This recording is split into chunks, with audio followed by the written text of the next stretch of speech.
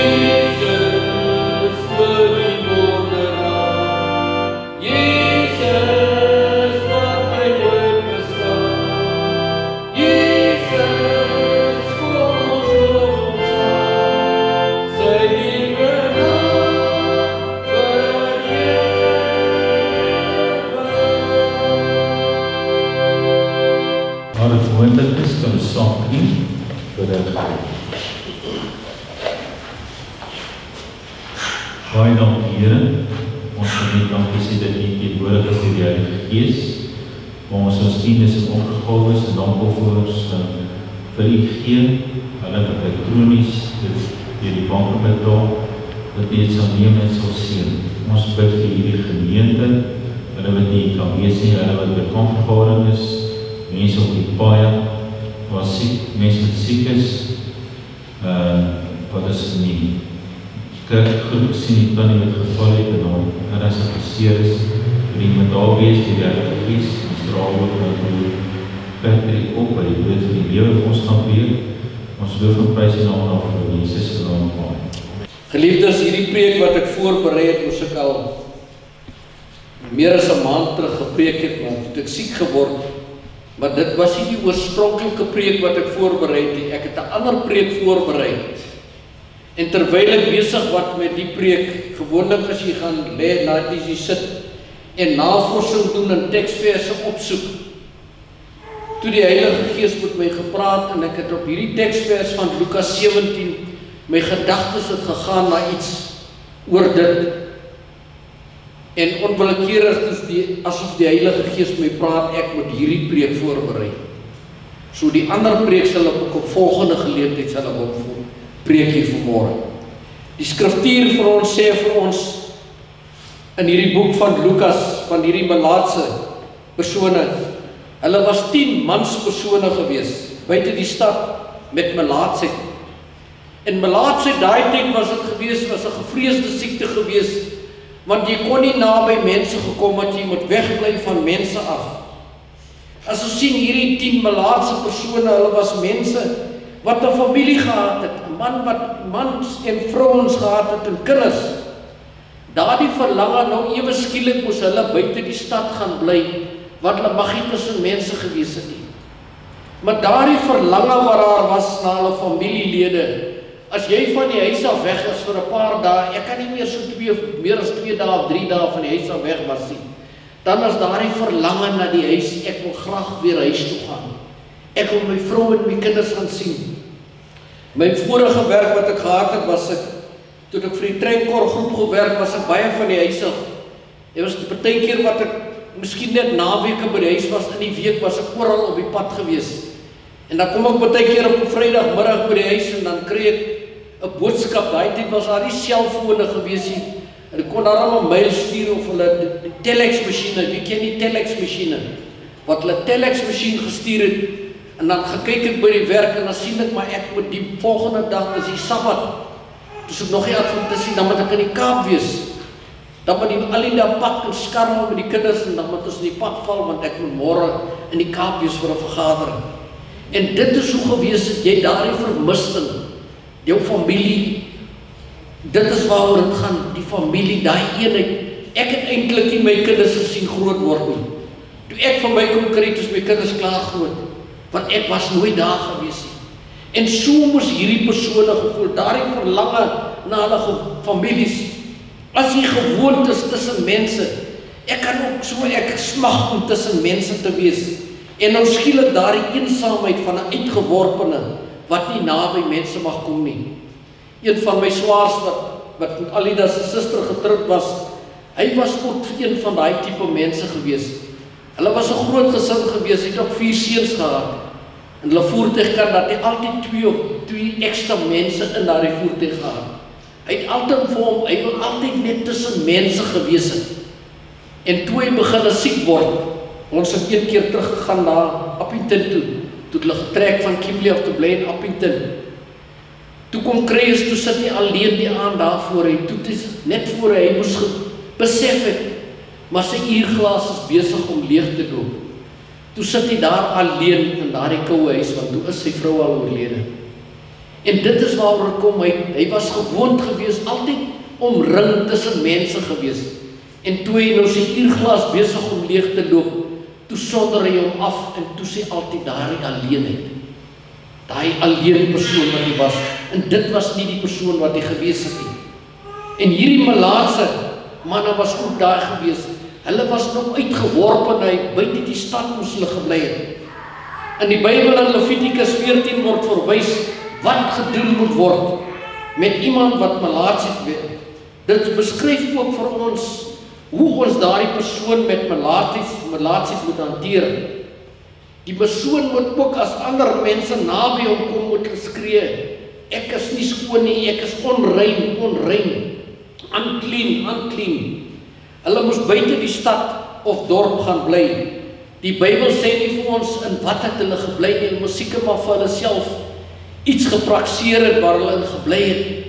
En ek weet ook die mense moes seker maar vir hulle kos gebring het wat hulle iewers op 'n afstand neergesit het, daar waar hulle moes dit gaan haal. Jesus, die groot geneesheer, was op pad na Jerusalem, sê die skrif ons. Jesus moes deur Samaria en Galilea gaan. Die skrif sê vir ons, toe Jesus naby die stad kom, het die 10 melaatse persone hom tegemoet gegaan. Hulle het hom tegemoet gegaan, hulle moes geweet het wie Jesus is. Daarom het hulle hom tegemoet gegaan. Hulle het egter op 'n afstand van Jesus op die grond neergeval, hulle 'n stem verhef en gesê, Jesus, Meester, wees ons genadig. Die kontras van hierdie verhaal, geliefdes, van die oproep is, wees ons genadig. Nie van maak ons gesond nie. Hulle sê, wees ons genadig. Nie maak ons gesond nie. Hulle was egter bewus van hulle toestand, dat hulle nie naby mense kon kom nie, want hulle het op 'n afstand van Jesus. Van Jesus af het hulle gestop. En hier sien ons ook 'n kontras wat hier gebeur. Jesus kom met hierdie woorde en sê vir hulle, gaan wys julle vir die priester. Nie word gesond nie, maar gaan wys julle vir die priester. En onmiddellik het hierdie persone omgedraai en die stad ingegaan. Hier in Matteus 14 vers 29 sien ons ook 'n ander opdrag, soortgelyk aan die melaatses. Jesus sê, kom.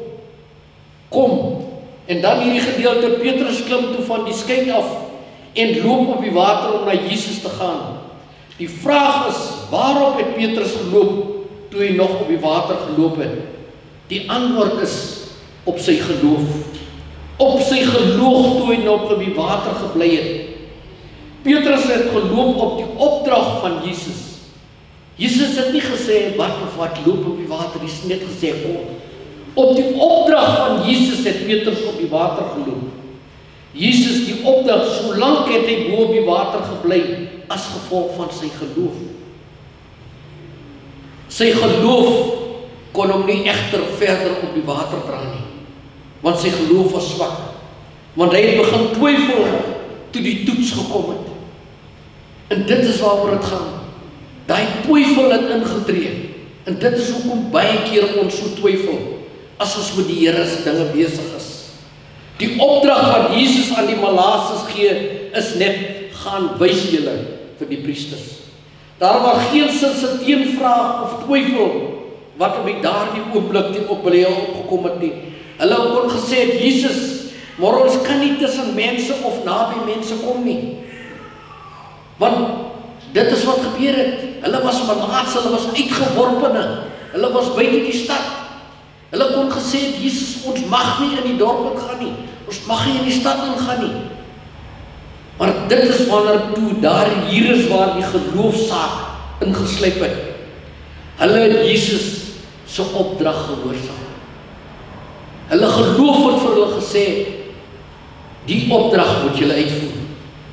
Terwyl hulle op pad was die stad in, ontdek hulle dat hulle genees is. Ons sien hierdie teksvers, ek wil weer daardie gedeelte lees wat hulle sê hier.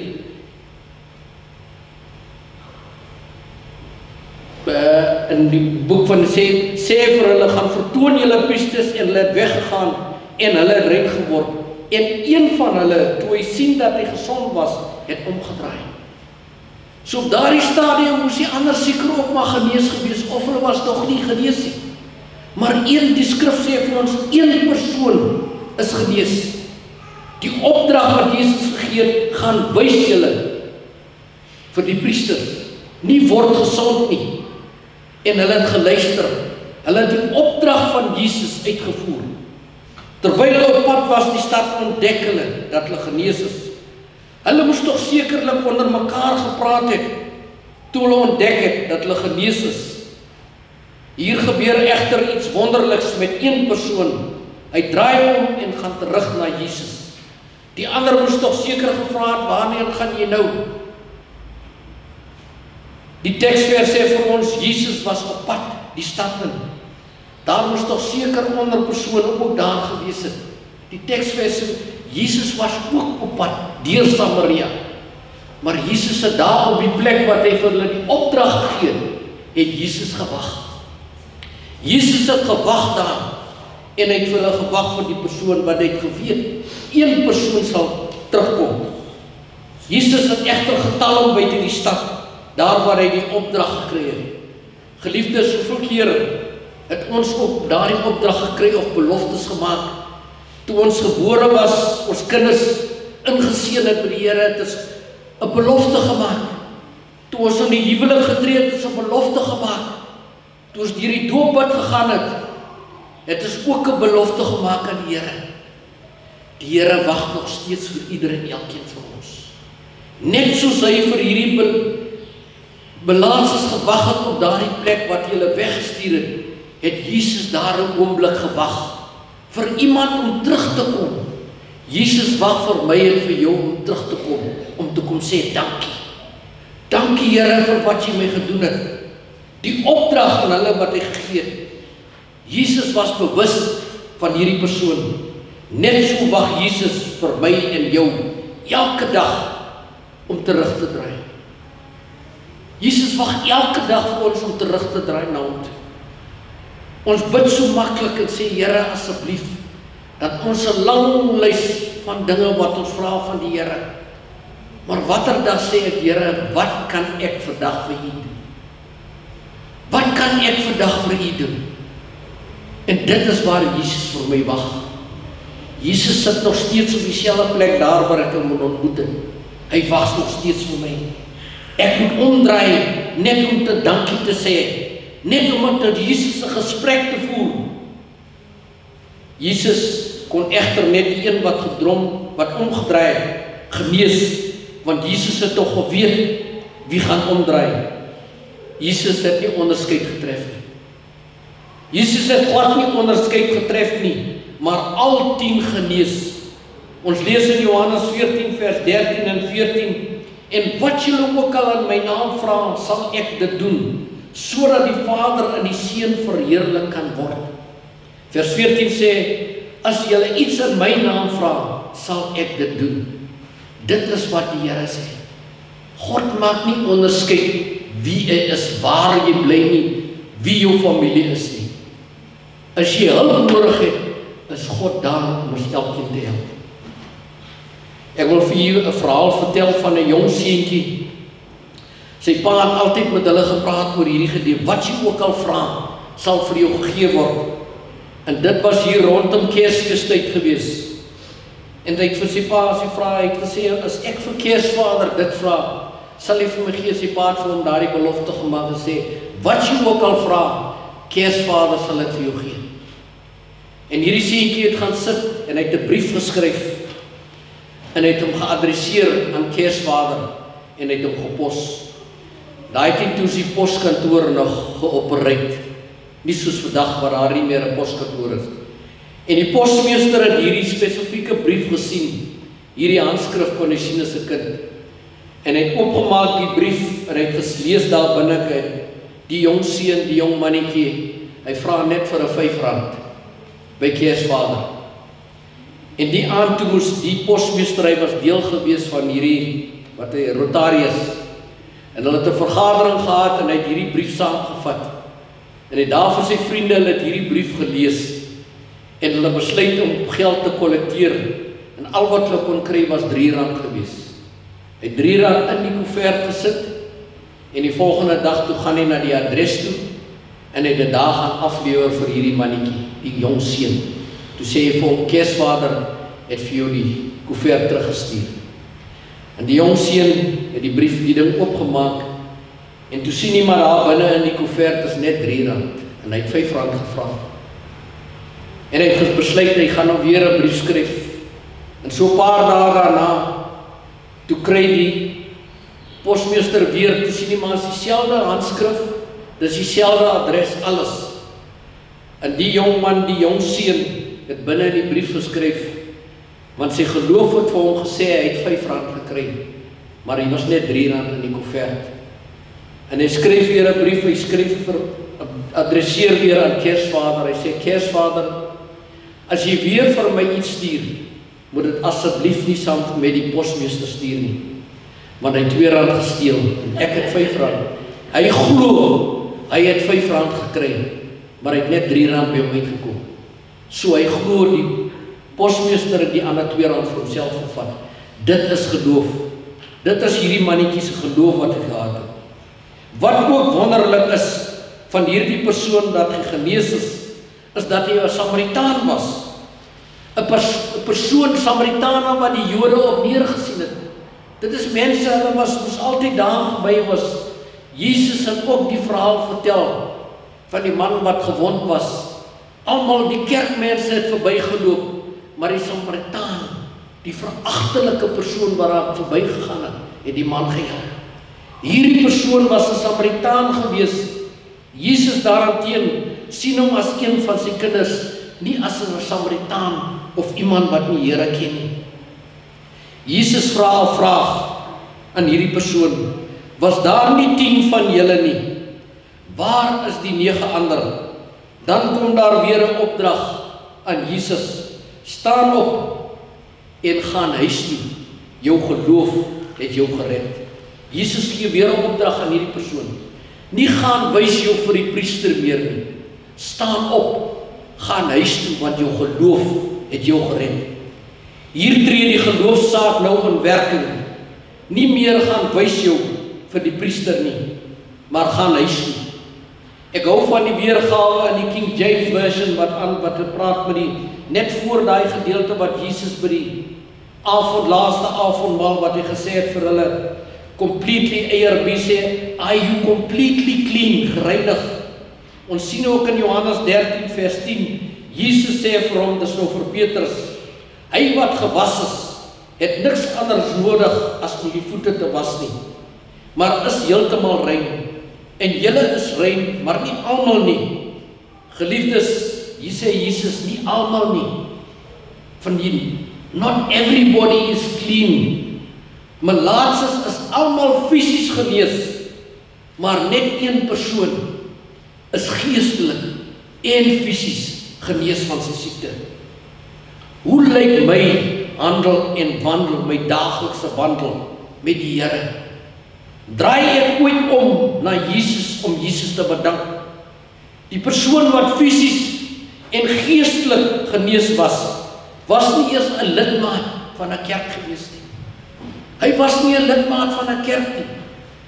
Die mense neergesit, hulle het hom miskien net aanvaar, omdat hy ook melaats het wat hulle saam, maar hulle het miskien nie eens met hom gepraat nie, terwyl hulle daar buite die stad was nie, want hulle het neergesien op hom.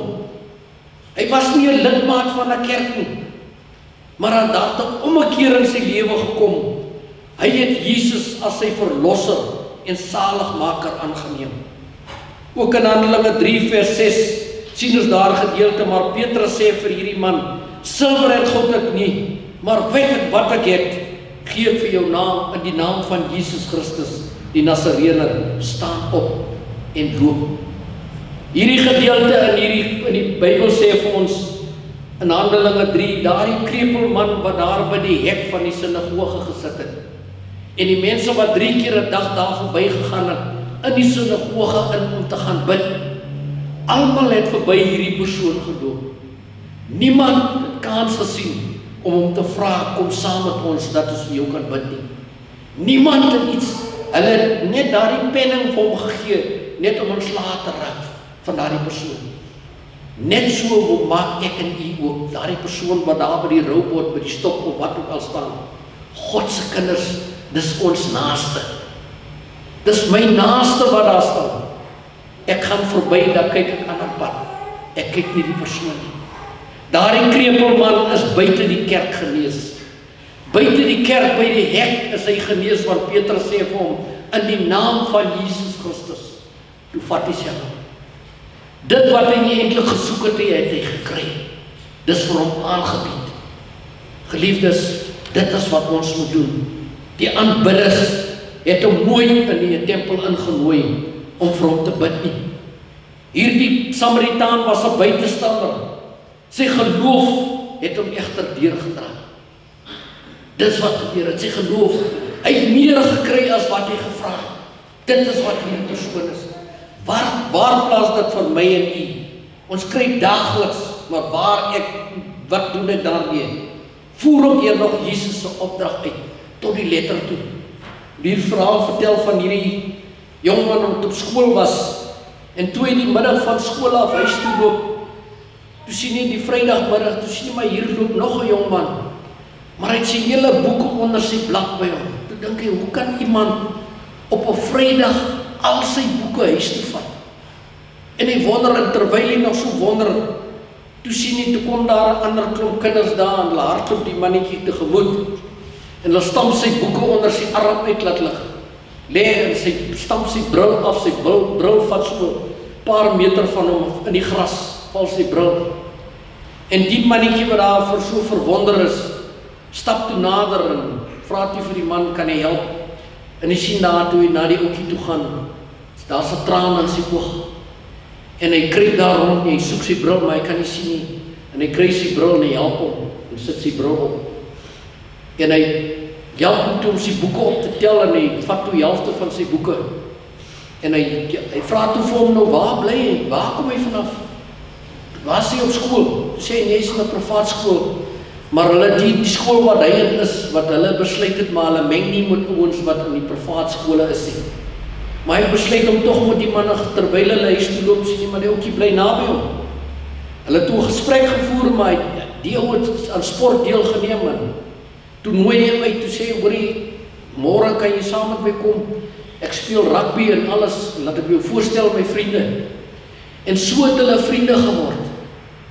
Hulle het saam en hy het begin hou van die mannetjie, want dis 'n aangename man, sy vriende het ook vir hom gesê, maar hulle is 'n aangename man. En so dit 4 jaar het verloop, en toe kom die tydperk dat hulle moet 'n besluit neem, wat hulle moet college toe gaan of universiteit, want hulle gaan nou klaarmaak met skool. En die ouetjie het gesê, maar hy gaan nou medies, hy gaan na Duke toe, en die ander ouetjie gaan na 'n ander plek toe, want hy gaan business management studeer, en die ouetjie gaan 'n dokter word. Maar hy was ook die uitblinker in hulle klas gewees. En toe moet hulle die einde van die jaar, toe moes hy 'n speech maak vir hulle. En toe sien hy maar almal, hy het toe gewild geword onder sy maats, en was hierdie wonderlike seun gewees. En die dag toe voor die ding, toe hulle nou gereed maak daar, toe slaan hy sy vriend op sy blad, en sy naam was Kyle. Hy slaan hom so, Kyle, big man, jy kan dit doen. Want hy sien nie wie agtig, want hy het begin bewe, want hy moet nou voor mense staan, en hy moet nou 'n toespraak lewer. En die mannetjie het opgegaan, en het gepraat, en het almal bedank, van die onderwysers, sy ouers, almal, en die skool wat hy was, het hy almal bedank, vir wat hulle vir hom al hierdie jare beteken het, en alles. En die laaste wat hy wil sê is, hy sê vir vriende, net sy vriende bedank, vir al 'n vriend bedank, vir wat vriende vir hom beteken het, vir al hierdie jare. En die ouetjie kyk toe net, en sy ouetjie se ma en pa sit toe daar, en hulle kyk die mannetjie, wat die vir Kyle, die vriende mee was al die jare. En toe begin hy die ouetjie sy verhaal vertel. Toe sê hy, jare gelede, was hy daar gewees terwyl hy op skool was, en daardie spesifieke Vrydag, toe hy al sy boeke daar opgepak het om huis toe te gaan, het hy depressie gehad, en hy was geboelie op skool en alles, het hy besluit om selfmoord te gaan pleeg. En toe het daai incident gebeur, wat daai ouetjie, en hy het die ouetjie, Kyle, hierdie vriend van hom ontmoet, en hy was daar gewees, en as gevolg van hierdie vriend van hom, dit is die persoon wat hy vandag is. En hy het gesê, hy het al sy boeke, sy lokker leeggemaak by die skool, sodat sy ouers nie nodig gehad het, om terug skool toe te gaan, om nog sy goed te gaan haal nie. Maar hy het dit al klaar by die huis gehad. Geliefdes, 'n vriend het 'n verskil in hierdie persoon se lewe gemaak. En hy sal nooit Die vriend het gesê, hulle gaan duisende kilometers van mekaar af wees om studeer, maar daardie vriendskapband sal nooit gebreek word nie. En dit is daardie vriend. Jesus is daardie vriend van ons. Ons kry daagliks te doen met probleme, en wie is daar vir ons? Jesus, ons verlosser en zaligmaker. Voer ek en u nog God se opdrag uit, wat opgeteken is in Mattheus 28 vers 19.